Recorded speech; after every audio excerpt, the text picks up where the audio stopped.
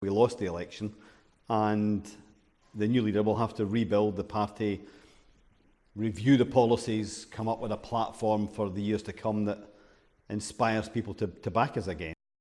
I'm delighted to confirm that I will be a candidate in the forthcoming election. We're looking forward to launching our campaign later this week. Thank you very much.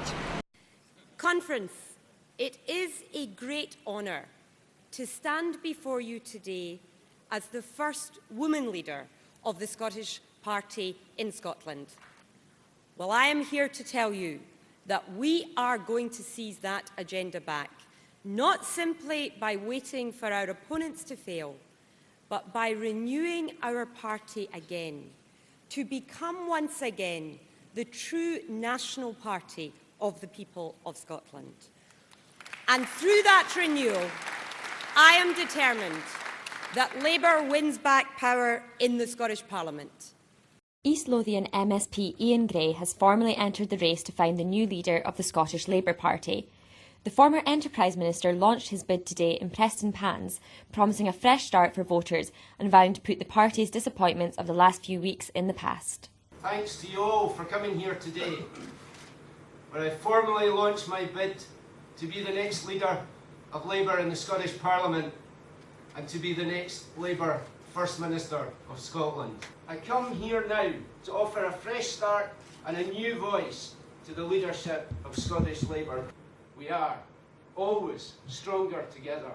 On the day after the Scottish Parliament election in May, I announced that I would step down as leader because I take responsibility for our terrible result that day. That's what leaders do.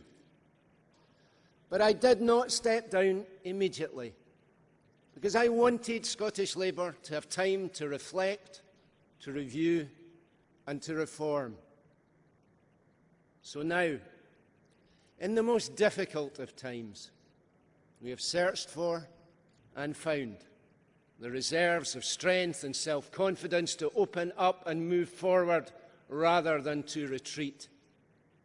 A radical reorganisation of the Scottish Party, endorsed by this conference, creating not just greater discipline in our campaigning, but a profound unity of purpose and vision in our pursuit of a better Scotland. And it is all credit to Sarah Boyack and Jim Murphy. They have made our party review in Scotland a measure not of our weakness, but of our strength. I therefore declare that with over 50% of the vote after the first round, Joanne Lamont is elected as leader of the Scottish Labour Party. I'm absolutely delighted to be here. I want to change Scotland, but the only way we can change Scotland is by changing the Scottish Labour Party.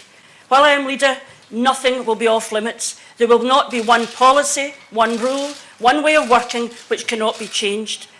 So, the Labour leader Ed Miliband is being forced onto the defensive again after a shock resignation from one of the party's leading figures.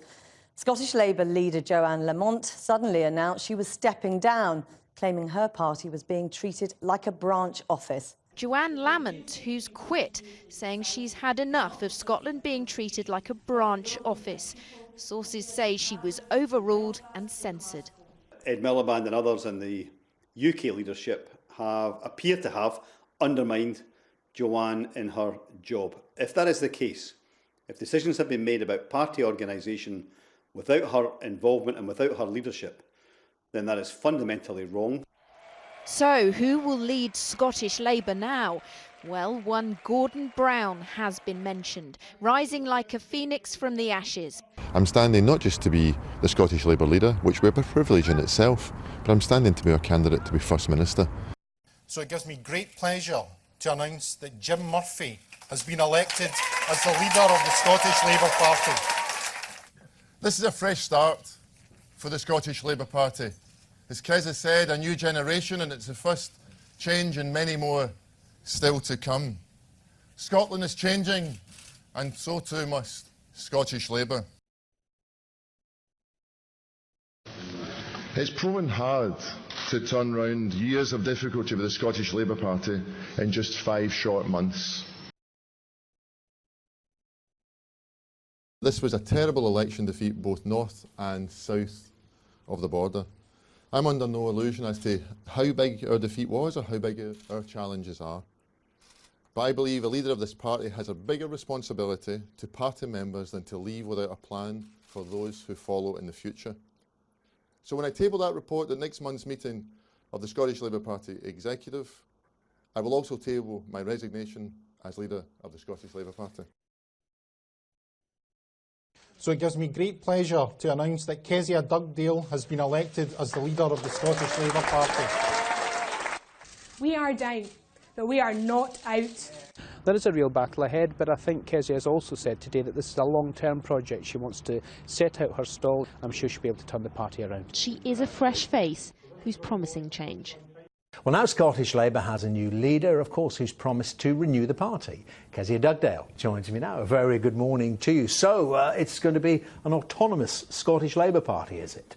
Yes, and this is an essential thing that we've got to do in Scotland to transform our party, to get it fit for the future, to regain the trust of voters across Scotland that we've lost so badly over the past few months.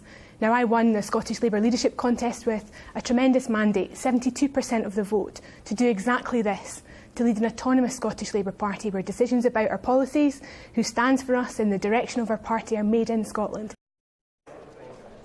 How much did you get paid for being a celebrity? How much did you get paid?